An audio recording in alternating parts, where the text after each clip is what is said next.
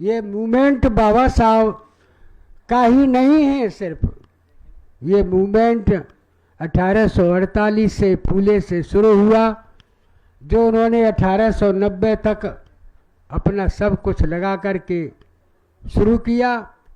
और जब मैंने ये काम शुरू किया बहुजन संगठन जो 1980 से शुरू हुआ, 30 मार्च 1980 से इस नागपुर की जमीन से ही बहुजन नायक शुरू किया। 50 पैसा से उस महापुरुष ने इस आंदोलन को शुरुआत किया। मैं ये कहना चाहता हूँ, इस मूवमेंट को किसी ब्राह्मण ने, किसी बनिया ने, किसी ठाकुर ने नहीं तोड़ा, ये हमने ही तोड़ा है। कि बामसेब को तोड़ने का अगर किसी ने सबसे बड़ा हाथ है तो वो नागपुर की सरजमीन से हुआ है। मैंने बाबा साहब अम्बेडकर को कांसीराम जी के माध्यम से पढ़ा। मैंने बाबा साहब अम्बेडकर के अलावा छत्रपति साहू महाराज को जाना तो कांसीराम जी के द्वारा जाना। मैंने फूले को भी जाना तो कांसीराम जी के द्वारा जाना। बाबा साहब अम्बेडकर को बहुजन समाज बनाने के लिए समय नहीं मिला। राजनीति में जनसंख्या का, वोट का बहुत बड़ा महत्व होता है। इस बात को पहले स्वीकारना होगा कि कांसीराम जी की बीएसपी आज नहीं है। मैं अपनी बात को रखना चाहूँगा। मैं अकेला ही चलाता जानबे मंजिल, मगर लोग जुड़ते ही गए और कारवां बनता गया। ये पंक्तियाँ जिनके सम्मान में ये कार्यक्रम हो रहा है, उन्होंने साइकिल किसके साथ चलाई, किसके लिए चलाई?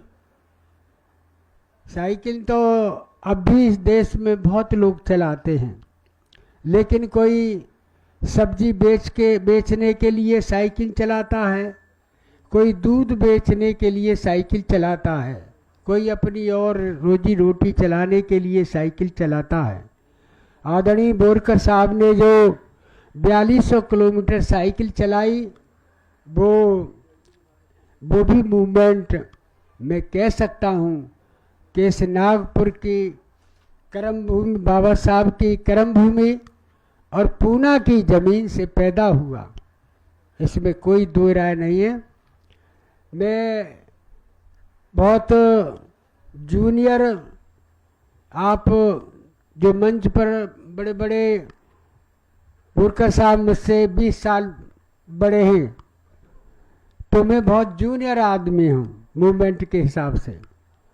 मैंने भले ही कांसीराम साहब को एक मैगजीन के माध्यम से जो जालंधर से भीम पत्रिका से छपती थी, कांसीराम जी के आलोचना के माध्यम से मैंने समझा और कांसीराम जी के ऊपर उसमें कुछ एलिगेशन लगाए थे।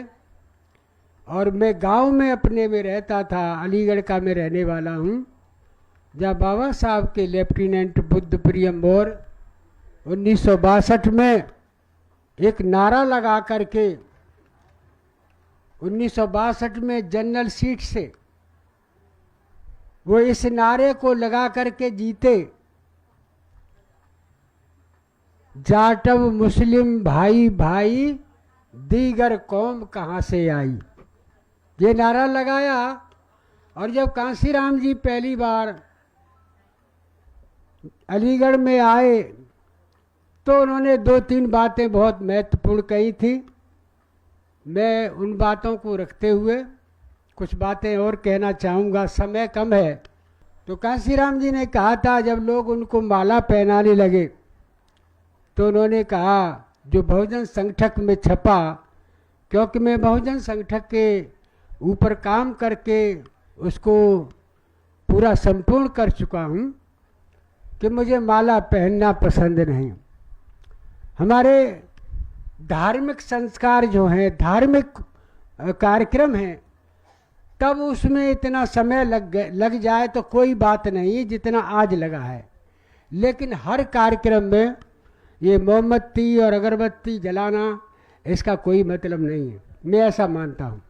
ये मूवमेंट बाबा साहब का ही नहीं है सिर्फ, ये मूवमेंट 1848 से फूले से शुरू हुआ, जो उन्होंने 1890 तक अपना सब कुछ लगा करके शुरू किया, और जहाँ तक वो कर सकते थे जो एजुकेशन का उन्होंने आंदोलन चलाया। उसके बाद 1892 से लेकर के 1922 तक 30 साल तक ये फूले साहब के मूवमेंट को रिवाइव और सर्वाइव महाराष्ट्र की धरती से ही छत्रपति साहू महाराज ने किया। उसके बाद 1924 में पेरियार और नारायण गुरु ने भी इसमें भूमिका निभाई, और उसके बाद में ये डॉक्टर बाबा साहब अम्बेडकर के हाथ में 1927 से लेकर के 1956 तक शेड्यूल कास्ट के रूप में ये आंदोलन आया। मैं कहना क्यों चाहता हूँ इस बात को कि ये आंदोलन दलित आंदोलन नहीं है। जो लोग दलित राजनीति और दलित आंदोलन की बात करते हैं वो मान्यवर कांशीराम और बाबा साहब अम्बेडकर और फूले और पेरियार और छत्रपति साहू महाराज के जो जुड़ाव है इस आंदोलन का, 108 वर्ष का आंदोलन जो निरंतर चला है, अटूट है, जो कहीं से गैप नहीं है, उस आंदोलन को कांशीराम जी ने चलाया। और उस आंदोलन को बताते हुए उन्होंने कहा कि ये फूले से लेकर के 108 वर्ष का बाबा साहब अम्बेडकर के आंदोलन है, क्या ये आंदोलन हमारा बेकार जाना चाहिए? और उन्होंने खुद ही जवाब दिया कि ये आंदोलन हम किसी भी बहुजन समाज के हमारे महापुरुषों ने जो महाराष्ट्र की धरती से शुरू किया है, हम उनकी विचारधारा को उछाल करके कोई चोरी छिपके नहीं, और उनकी महापुरुषों के जो संघर्ष को उछाल करके हम इस आंदोलन को पुनर्जीवित करना चाहते हैं।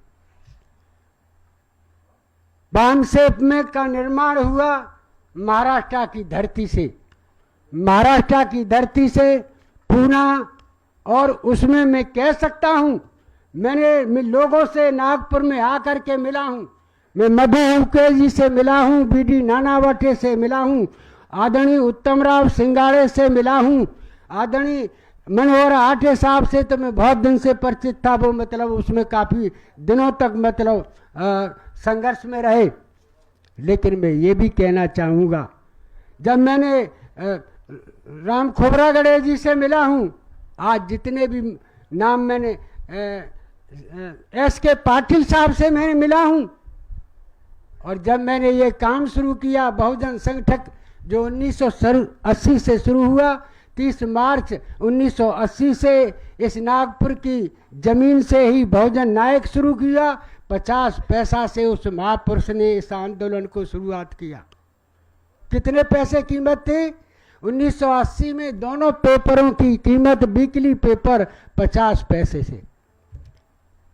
तो बहुजन ये ठीक है कि यहाँ पर जो इस आंदोलन को फल खाने को नहीं मिले यहाँ के लोगों को, लेकिन ये उत्तर भारत में जब मान्यवर कांशीराम जी, फूले, साहू, बाबा साहब अम्बेडकर यहाँ के नायकों को लेकर के उत्तर भारत में उन्होंने जब सक्सेस किया तो जो जवाब दे दिया, मैं ये कहना चाहता हूँ इस मूवमेंट को किसी ब्राह्मण ने, किसी बनिया ने, किसी ठाकुर ने नहीं तोड़ा, ये हमने ही तोड़ा है। हम ही इस गुनहगार हैं इस आंदोलन के। नागपुर से, पूना से, महाराष्ट्र से बहुत लोगों ने साइकिल चलाई, मैंने तो साइकिल नहीं चलाई। मैंने तो 85 में बीएसपी को ज्वाइन किया है, 85 में। और ये भी सच है कि बामसेप को तोड़ने का अगर किसी ने सबसे बड़ा हाथ है तो वो नागपुर की सरजमीन से हुआ है। ये हकीकत है, इसको स्वीकार करना पड़ेगा आपको। दूसरी बात, हम कांशीराम जी के फॉलोवर हैं, हम बाबा साहब अम्बेडकर के, छत्रपति साहू फूले के मतलब फॉलोवर हैं। ये आंदोलन कोई मामूली आंदोलन नहीं था। कांशीराम जी कितने भाषणों में हो सकत नहीं, हो सकत नहीं, हो सकत नहीं, हो सकत नहीं कितनी बार बोला है, क्योंकि मैंने वो काम किया है। आखिरी खंड जो 12वां खंड जो था 3 सितंबर 2023 में इसी जगह पर, इसी मंच से, इसी हॉल में, जिसकी अध्यक्षता सेनेटर साहब कर रहे थे, और इन्होंने उस कार्यक्रम 12वें खंड का विमोचन इसी जगह पे मैं बोला हूं, और आज मैं दूसरी बार बोल रहा हूं इस मंच से। पहली बात, बाबा साहब अम्बेडकर को मैंने ज्यादा नहीं पढ़ा, मैंने बाबा साहब अम्बेडकर को कांशीराम जी के माध्यम से पढ़ा। मैंने बाबा साहब अम्बेडकर के अलावा छत्रपति साहू महाराज को जाना तो कांशीराम जी के द्वारा जाना, मैंने फूले को भी जाना तो कांशीराम जी के द्वारा जाना। और ये मूवमेंट बताता है कि 75-76 साल तक ये पिछड़े वर्ग के नायकों ने चलाया है। आपको ये दिमाग साफ कर लेना चाहिए। ये कोई दलितों का आंदोलन नहीं है, ये दलित राजनीति का आंदोलन नहीं है।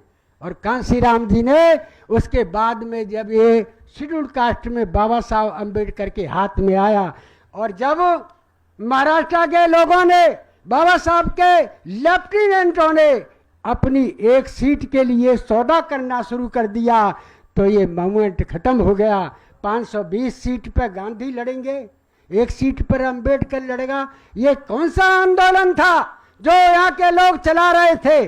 जब सारे लेफ्टिनेंट बिक गए, उसके बाद में बीपी मौर्य मेरे अली जन्मभूमि का आखिरी लेफ्टिनेंट, और उन्होंने, कांशीराम जी ने उनसे कहा कि महाराष्ट्र के लोग चले गए हैं, मैं आपसे निवेदन करता हूं इस मूवमेंट को छोड़िए मत, हम आपकी जितनी जरूरत है उसको पूरा करेंगे। अगर आपको गाड़ी की जरूरत है तो हम गाड़ी देंगे, आपको कार्यालय की जगह जरूरत है, हम कार्यालय भी लगा के देंगे। बाबा साहब अम्बेडकर के मूवमेंट को छोड़ो मत। 1971 में बीपी मौर्य ने कांशीराम साहब से कहा कि कांशीराम जी, जिन पढ़े लिखे लोगों के भरोसे पे आप ये बात कह रहे हो कि हम आपकी जरूरत पूरा करेंगे, आप नहीं कर सकते। मैं जानता हूं महाराष्ट्र के जितने भी एम्प्लॉयज लोग हैं, मैं जानता हूं आप हमारी जरूरतें पूरा नहीं कर सकते, इसलिए मैं अपने समाज का भला नहीं कर सकता, तो कम से कम अपना तो भला कर लेने दो। और 1971 में वही बीपी मौर्य गाजियाबाद और हापुड़ की तब एक पार्लियामेंट की सीट हुआ करती थी, जनरल सीट से बीपी मौर्य फिर कांग्रेस की टिकट पर पार्लियामेंट में जीत के जाते हैं, और कांग्रेस उनको राज्य मंत्री बनाती है, राज्य मंत्री बनाती है। तो बाबा साहब अम्बेडकर, कांशीराम जी 2-3 बार नहीं कई बार बोला है कि बाबा साहब 2 पार्लियामेंट के इलेक्शन, एक आपकी बगल में भंडारा 1954 और बंबई में बाबा साहब अम्बेडकर, जो जनरल इलेक्शन थे, और 54 में बाई इलेक्शन। क्यों हार गए? क्यों हार गए? इसके ऊपर कांशीराम जी ने स्टडी किया। बाबा साहब जैसा कोई उम्मीदवार पूरे महाराष्ट्र में हो ही नहीं सकता, लेकिन बाबा साहब अम्बेडकर क्यों हार गए? इसलिए हार गए, मैं भी जानता हूं इस बात को। बाबा साहब अम्बेडकर को बहुजन समाज बनाने के लिए समय नहीं मिला। वो बहुत सारे मोर्चे, एक तरफ मतलब लड़ाई लड़ रहे थे, एक तरफ संविधान बनाने का बना करके वो मतलब फारिग हुए थे, दूसरा तरफ बहुत सारे अधिकार और वो काम कर रहे थे, इसलिए उनको बहुजन समाज बनाने का मौका नहीं मिला। दूसरा, मैं जानता हूं कि महाराष्ट्र में सिर्फ 7-8% हम हैं जो पक्के अम्बेडकराइट लोग हैं। यूपी में ये, पंजाब में, मध्य प्रदेश में ये आंदोलन क्यों सक्सेस हुआ? राजनीति में जनसंख्या का, वोट का बहुत बड़ा महत्व होता है, बहुत बड़ा महत्व होता है। मैं उदाहरण के लिए बता रहा हूं, ये रीवा के सांसद बैठे हैं और मेरी रीवा में ससुराल थी, मेरी रीवा में ससुराल थी। मैं इन मिलन जी से भी मिलता था, बोरकर साहब वहाँ के इंचार्ज थे। 89 में भीम सिंह पटेल त्योथर से विधानसभा का इलेक्शन लड़े, हारे। उसके बाद में 89 में बिमला सौंधिया पार्लियामेंट का इलेक्शन लड़ रही थी, वो हार गई। और 91 में कांसीराम जी ने एक नया प्रयोग करके देखा। रीवा एक ऐसी पार्लियामेंट की सीट है जब 5 लाख कुर्मी वोट था और 5 लाख ही ब्राह्मण वोट है। और कभी भी कांग्रेस सत्ता में थी, कांग्रेस ने कभी कुर्मी पटेल को पार्लियामेंट की टिकट नहीं दी। कांसीराम जी ने प्रयोग किया, 91 में भीम सिंह पटेल को टिकट दी। इत्तेफाक से मुझे, जब भीम सिंह पटेल इस दुनिया में नहीं है और उन्होंने बताया कि आप इलेक्शन कैसे जीते, तो उन्होंने कहा कि काफ़ी तो कांसीराम जी का योगदान है, साहब का योगदान है। हमने कैसे?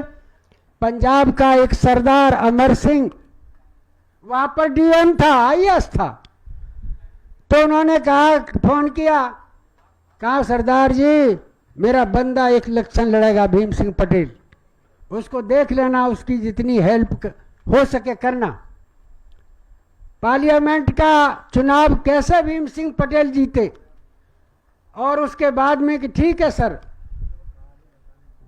आईएएस को, उस आईएएस ने भीम सिंह पटेल को फोन करके बुलाया और उनसे कहा कि हमें सिर्फ 2 चीजें बताइए आप, जहां 60% वोट पटेलों के हैं वहां में आप बूथ कैप्चरिंग कर सकते हो, जहां 60% सवर्णों के वोट हैं, ब्राह्मणों के वोट हैं, वहां मैं बूथ कैप्चरिंग रोक सकता हूं।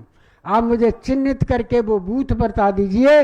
और ये काम आदरणीय भीम सिंह पटेल ने करके और भाईचारा बहुजन समाज का बना करके उस 91 में पहली बार उस रीवा से खाता खुला। मैं अंतिम बात आपके सामने रखना चाहूँगा कि आपके इस नागपुर में, अब मैं उस बात को कहूँगा नहीं, काफ़ी टाइम हो रहा है। मैं ये कहना चाहता हूँ कि सब लोगों ने अपनी अपनी स्पीच में ये कहा है कि ये मूवमेंट चलना चाहिए। इसका मतलब ये हुआ कि जो कांसीराम जी का ये मूवमेंट लाखों लोगों की आहुति कार्यकर्ताओं की लगी, वो खत्म हो चुका है। इस बात को पहले स्वीकारना होगा कि कांसीराम जी की बीएसपी आज नहीं है। आज सतीश चंद्र मिश्रा के इन डायरेक्शन में बहुजन समाज पार्टी चल रही है। लेकिन कुछ लोग तो आंदोलन को, आप पढ़े लिखे लोग हैं, और अगर आप ये मानते हो कि नहीं कांसीराम जी की बनी बनाई पार्टी चल सकती है, फलित हो सकती है, इस पर परिणाम आ सकते हैं, आप इसी बात को आगे आने वाले समय में अपना दिमाग लगा करके काम करेंगे। इन्हीं बातों के साथ मैं अपनी बात खत्म करता हूं। नमो बुद्धाय, जय भीम।